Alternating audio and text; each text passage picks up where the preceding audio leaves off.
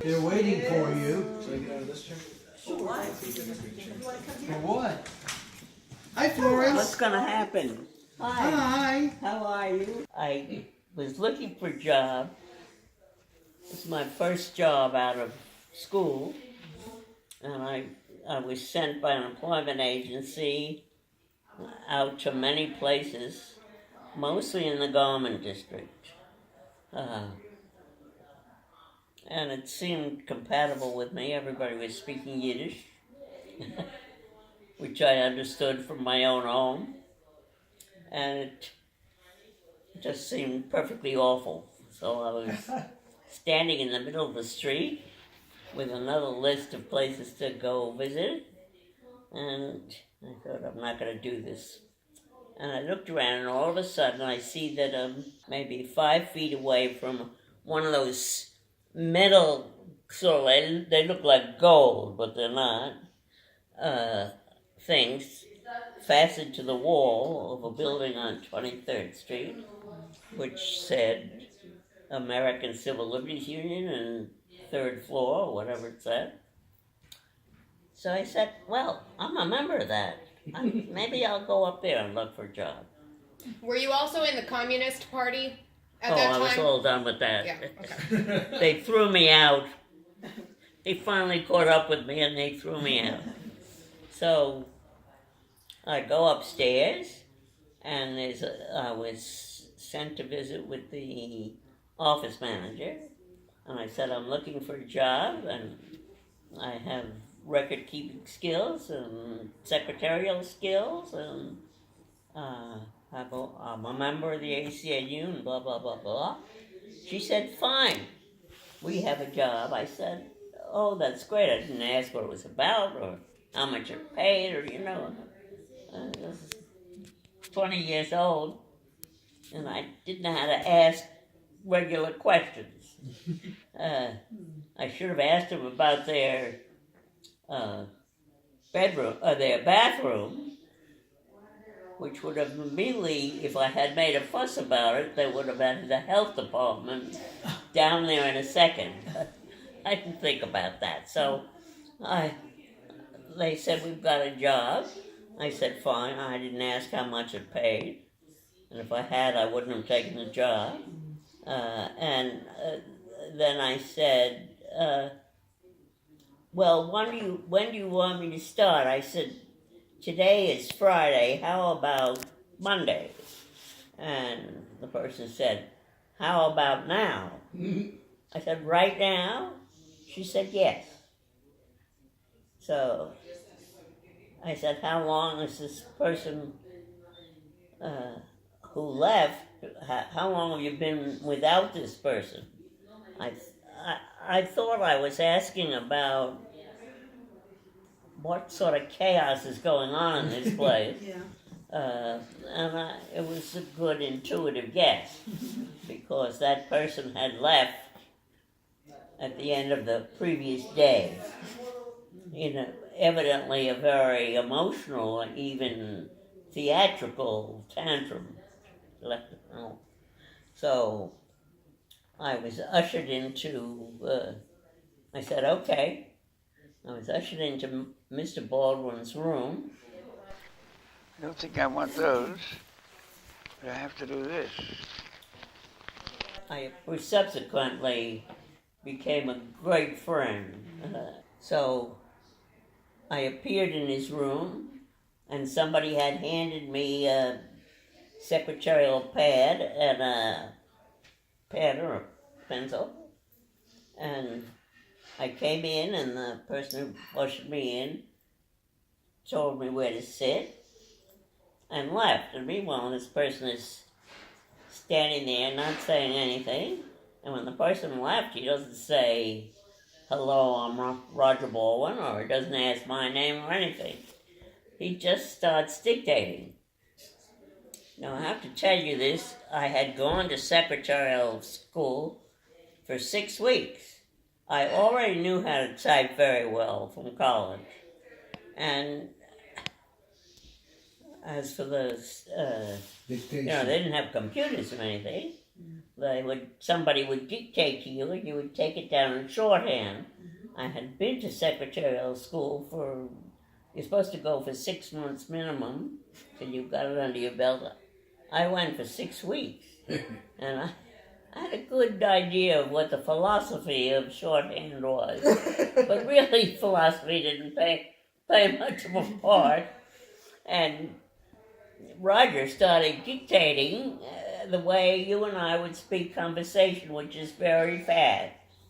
And he never paused for breath, and he spoke perfect sentences. And he never said, or what, or now what, or he just kept on going without a break.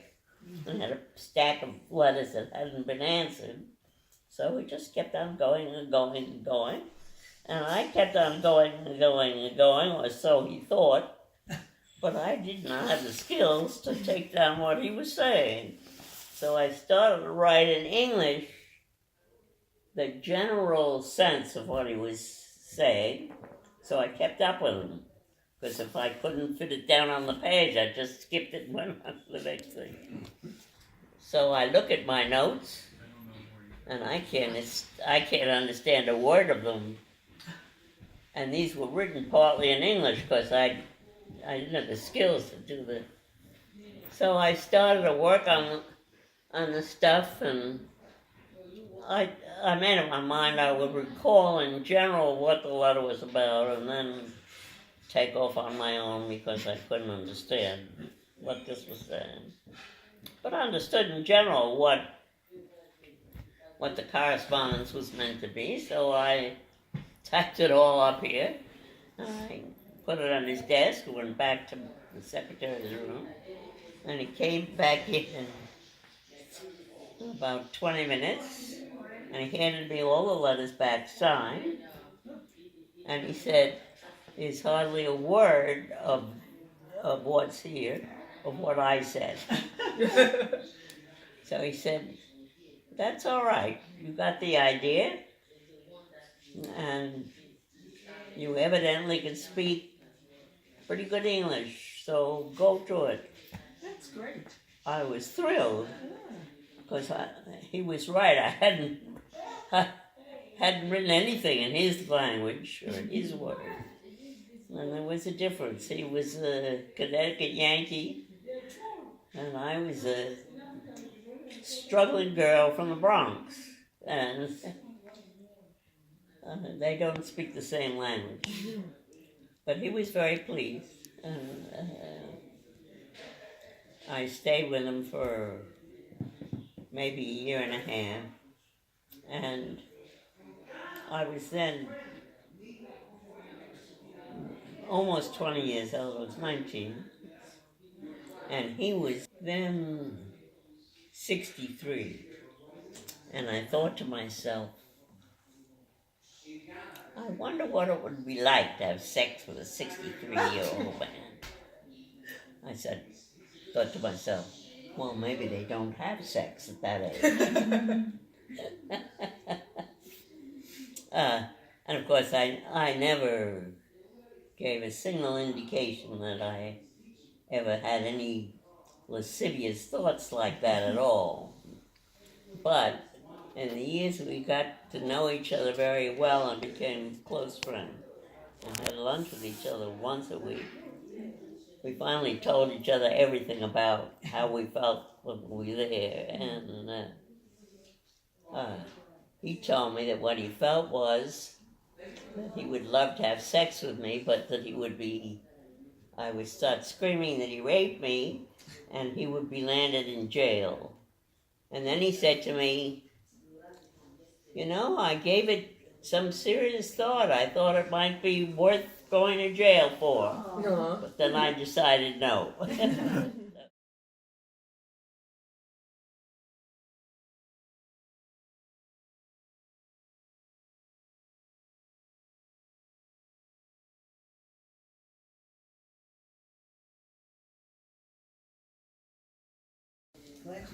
That was the beginning of my days with Roger Baldwin, and then we got to be very good friends, and he pushed me out into a job that was not in his office, and that was a more an executive job, a law executive job. And so I was really very thrilled by that. And